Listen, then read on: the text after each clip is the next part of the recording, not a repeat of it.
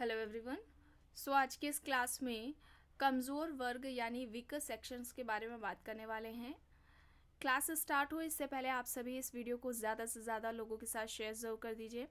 अगर आप net JRF PGT GIC या फिर असिस्टेंट प्रोफेसर एग्ज़ाम की तैयारी कर रहे हैं सोशियोलॉजी से, तो इस चैनल के साथ जुड़कर आप यहाँ से अपनी स्टडी को कंप्लीट कर सकते हैं। प्लेलिस्ट में उन सभी वीडियोस के फोल्डर्स मिल जाएंगे, आप वहाँ से उन वीडियोस को देख सकते हैं। देखिए, अगर कमज़ोर वर्ग की बात करी जाए कि कमज़ोर वर्ग के अंतर्गत किन्हें रखा गया है, तो वीकर सेक्शंस में अगर हम लोग बात कर लें तो अनुसूचित जाति, अनुसूचित जनजाति, महिलाओं और अल्पसंख्यकों को कमज़ोर वर्ग के अंतर्गत रखा गया है। ठीक है, अनुसूचित जाति हो जाएगा, अनुसूचित जनजाति, ओबीसी यानी कि अन्य पिछड़ा वर्ग, महिलाएं और अल्पसंख्यकों को कमज़ोर वर्ग के अंतर्गत रखा गया है। ठीक है, और समय समय पर आप लोगों को इससे जुड़ी हुई जो महत्वपूर्ण बातें हैं उनके बारे में भी बताया जाता रहेगा। और अगर देखा जाए तो जो भारतीय समाज है,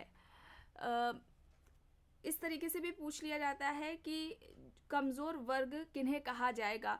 तो जो भारतीय समाज में जो कुछ समूह है या व्यक्तियों का समूह या हम कह लें व्यक्ति कह लें, जो कि आर्थिक और सामाजिक दृष्टि से पिछड़े हैं। ठीक है, व्यक्तियों का ऐसा समूह जो कि आर्थिक और सामाजिक दृष्टि से पिछड़ा है, इन्हें कमज़ोर वर्ग के अंतर्गत रखा गया है और इनके ही विकास और उत्थान के लिए भारतीय संविधान में विशेष प्रावधान किए गए हैं। ठीक है, और आगे हम लोग सभी प्रश्नों को सॉल्व करेंगे कि कौन कौन से इनके उत्थान और इनके विकास के लिए क्या क्या भारतीय संविधान में व्यवस्था की गई है। तो पहले प्रश्न देख लेते हैं, भारतीय संविधान के किन अनुच्छेदों के अंतर्गत अनुसूचित जातियों एवं जनजातियों को लोकसभा एवं राज्य विधानसभाओं में आरक्षण की सीटें दी गई हैं।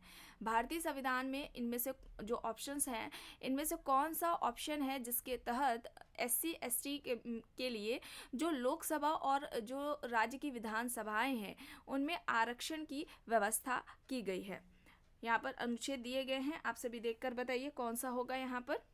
राइट,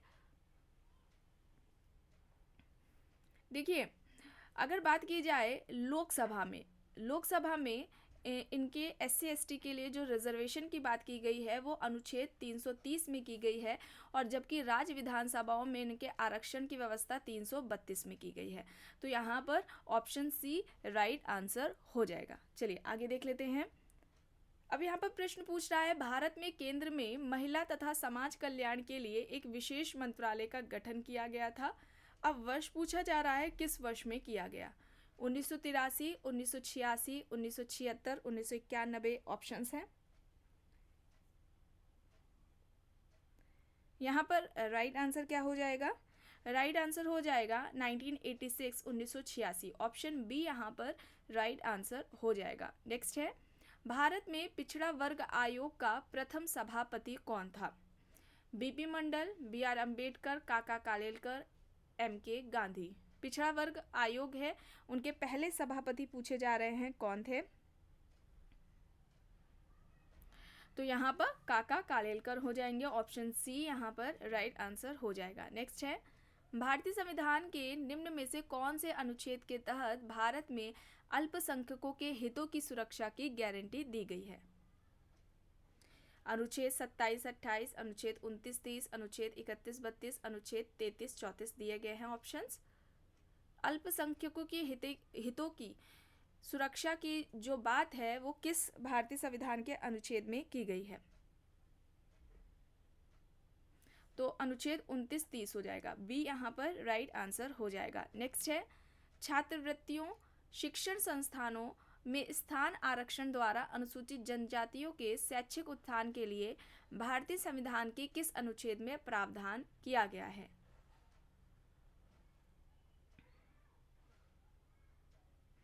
यहाँ पर अनुच्छेद 15(4) हो जाएगा। ठीक है, ऑप्शन ए यहाँ पर राइट आंसर हो जाएगा। नेक्स्ट है, निम्न में से किसको किसी एक जाति को अनुसूचित जाति घोषित करने का अधिकार है?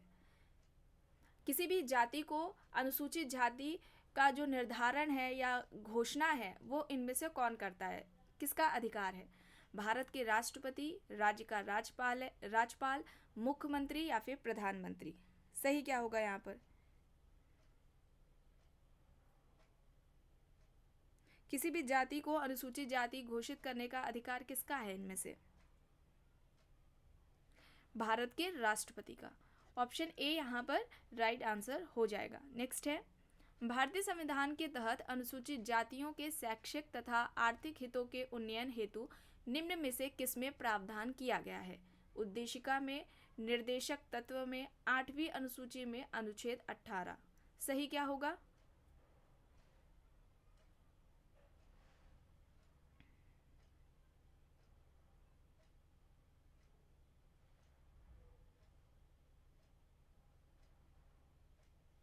तो यहाँ पर नीति निर्देशक तत्व होगा। ऑप्शन बी यहाँ पर राइट आंसर हो जाएगा। नेक्स्ट है, भारत में पिछड़ा वर्ग आयोग का प्रथम सभापति कौन था? ऑप्शन है बीपी मंडल, BR अम्बेडकर, काका कालेलकर, MK गांधी। पिछड़े वर्ग आयोग के पहले सभापति?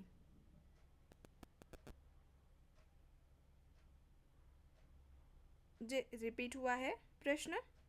यहाँ पर काका कालेलकर, ऑप्शन सी यहाँ पर राइट होगा। नेक्स्ट है, अनुसूचित क्षेत्रों वाले हर राज्य के राज्यपाल को भारतीय संविधान की किस अनुसूची में आदिवासियों के हित में शक्तियाँ प्राप्त हैं?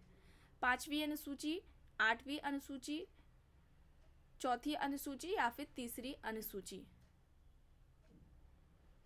अनुसूचित क्षेत्रों वाले हर राज्य के राज्यपाल को भारतीय संविधान की किस अनुसूची में आदिवासियों के हित में शक्तियां प्राप्त है?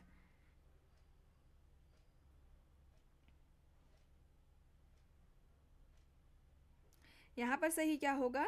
यहाँ पर 5वीं अनुसूची होगा। ऑप्शन ए यहाँ पर राइट आंसर हो जाएगा। नेक्स्ट है, भारत में केंद्र में महिला तथा समाज कल्याण के लिए एक विशेष मंत्रालय का गठन किया गया था वर्ष?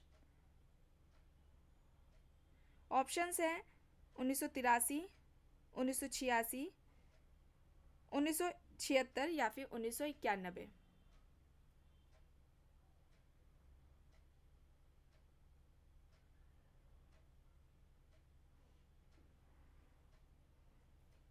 तो यहाँ पर 1986 हो जाएगा। बी यहाँ पर राइट होगा। नेक्स्ट है, निम्न में से किसने भारतवर्ष में जनजातियों के लिए पृथक्करण नीति का समर्थन किया था? गुरिये, बेली, एल्विन, श्रीनिवास ऑप्शंस दे रखे हैं। इनमें से किसने भारत में जनजातियों के लिए पृथक्करण नीति का समर्थन किया? गुरिये, बेली, एल्विन, श्रीनिवास ऑप्शंस हैं।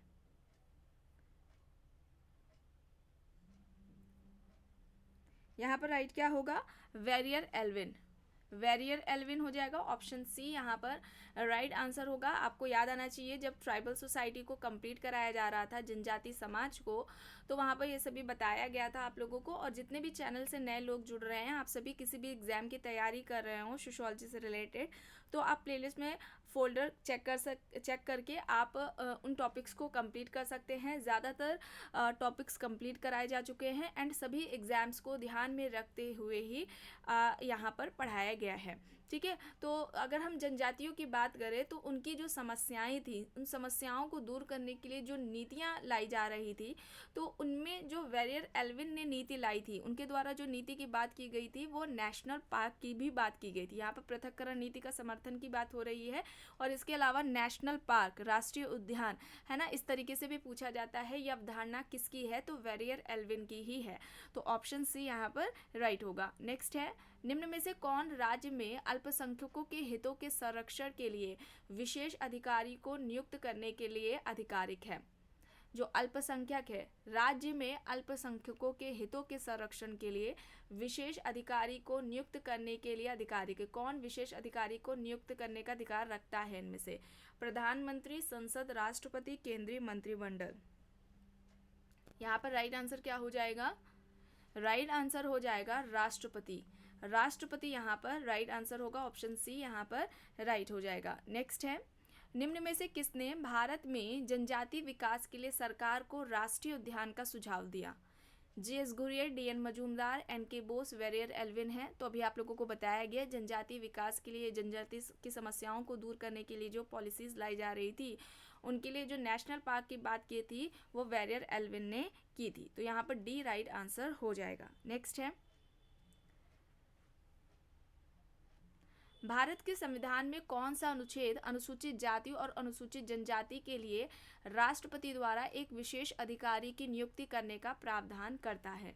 अनुच्छेद 164, अनुच्छेद 341, अनुच्छेद 342 या फिर अनुच्छेद 338?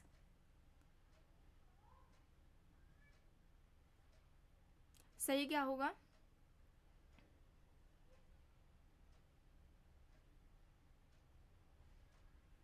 सही हो जाएगा अनुच्छेद 338। ऑप्शन डी यहाँ पर राइट आंसर हो जाएगा। नेक्स्ट है, पिछड़े वर्गों के लिए संविधान प्रदत्त मापदंडों में निम्नांकित कौन सा कथन संबंधित है?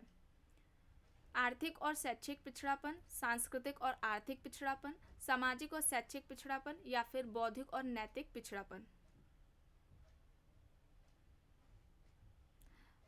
किन्हें हम पिछड़े वर्ग के अंतर्गत शामिल करेंगे, उसका निर्धारण इनमें से किसके आधार पर किया जाता है?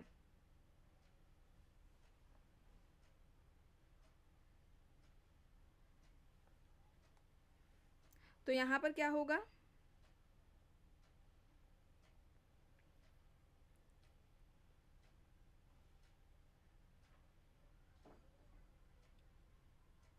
राइट आंसर क्या होगा यहाँ पर?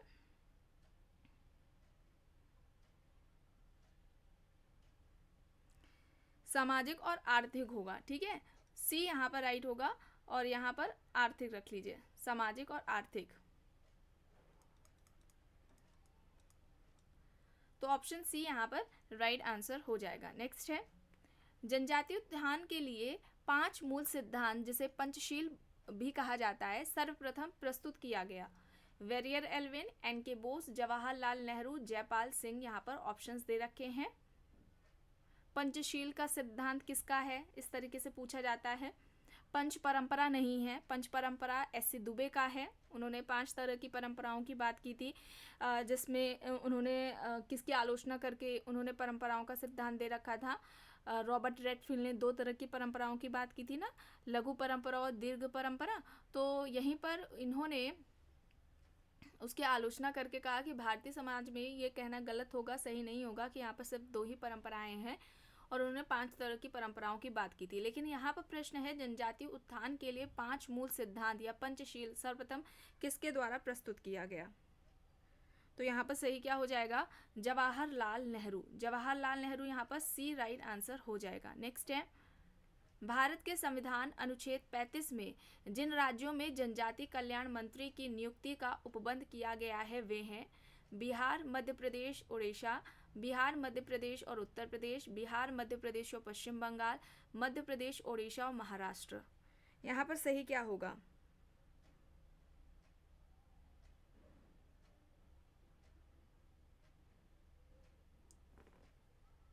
राइट आंसर क्या होगा? बिहार, मध्य प्रदेश और ओडिशा। ऑप्शन ए यहाँ पर राइट होगा। नेक्स्ट है, भारत के अधिनियम में 6ठी अनुसूची का संबंध है अनुसूचित जनजाति से, अनुसूचित जाति से, अन्य पिछड़े वर्गों से या फिर अल्पसंख्यकों से?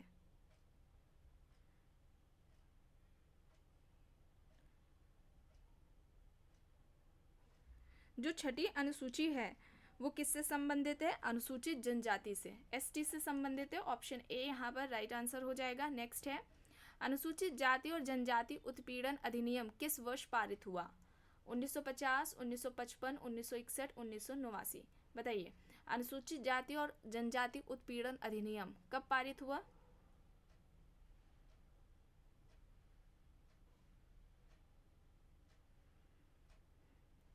सही हो जाएगा यहाँ पर 1989। ऑप्शन डी यहाँ पर राइट होगा। नेक्स्ट है, अस्पृश्यता अपराध अधिनियम कब पारित किया गया? 1955, 1952, 1956, 1957?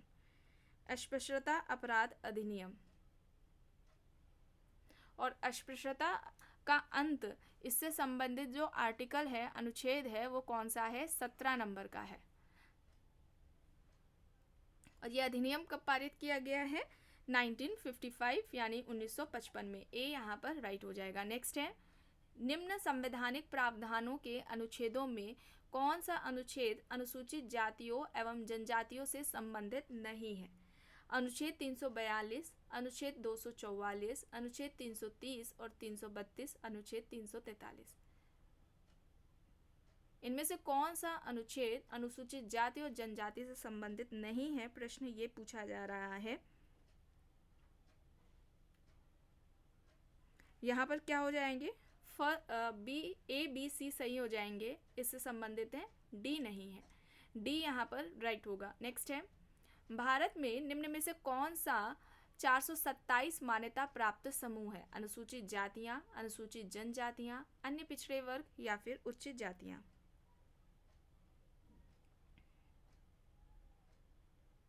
तो यहाँ पर अनुसूचित जनजातियां होगा। बी यहाँ पर राइट आंसर होगा। नेक्स्ट है, अ ट्राइब इन ट्रांजिशन। अब ये पुस्तक किसकी है? A tribe in transition. Ghurye, Verrier, Elwin, Guha, Majumdar options दे रखे हैं। सही क्या होगा यहाँ पर? A tribe in transition.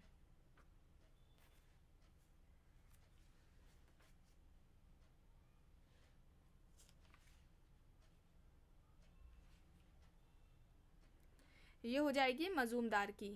D यहाँ पर राइट होगा। नेक्स्ट है, डिस्प्रेस्ड क्लास वेलफेयर लीग। अब इसकी स्थापना किसने की है? G K Gokhale, B R Ambedkar, Ram Manohar Lohia, Mahatma Gandhi options दे रखे हैं।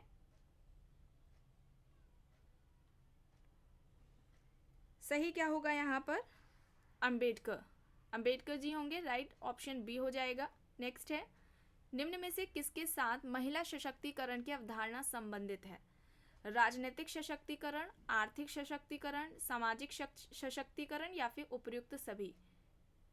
इनमें से किसके साथ महिला सशक्तिकरण की अवधारणा संबंधित है?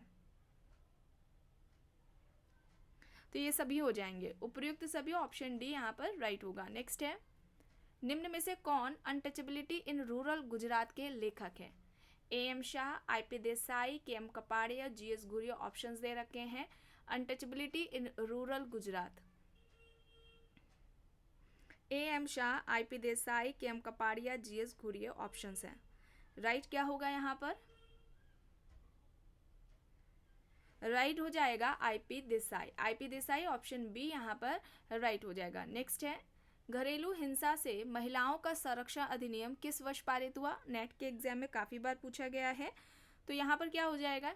आप सभी जानते हैं 2005। डी यहाँ पर राइट होगा। नेक्स्ट है, एल्विन ने भारतीय जनजातियों के संदर्भ में पृथक्करण की नीति का समर्थन इस कारण किया क्योंकि, आइए ऑप्शंस देखते हैं। संपर्क से आदिम संस्कृति का विघटन हुआ है, आदिम संस्कृति आधुनिक संस्कृति से श्रेष्ठ है, संपर्क से वे प्रभावशाली समूह बन जाएंगे, संपर्क से हमारी संस्कृति कमजोर हो जाएगी। सही क्या है यहाँ पर?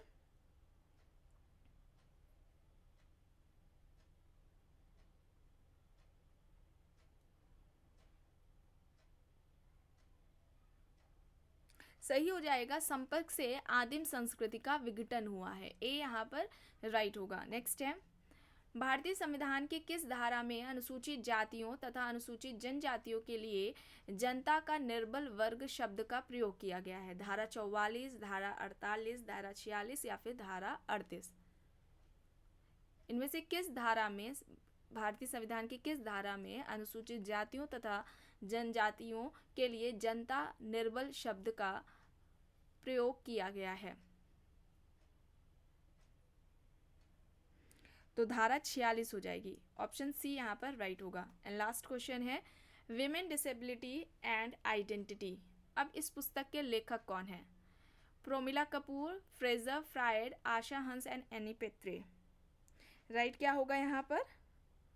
आशा हंस एंड एनी पेत्री हो जाएंगे। ऑप्शन डी यहाँ पर राइट आंसर हो जाएगा। तो आज की इस क्लास में बस इतना ही। आई होप ये आपको पसंद आई होगी। अगर पसंद आई है तो प्लीज़ लाइक करिएगा, कमेंट करके ज़रूर बताइएगा। चैनल पर अगर आप नए हैं तो चैनल को भी ज़रूर सब्सक्राइब कर लीजिएगा। एंड इस वीडियो को जितना हो सके ज़्यादा से ज़्यादा लोगों के साथ शेयर भी ज़रूर करिएगा। Thank you.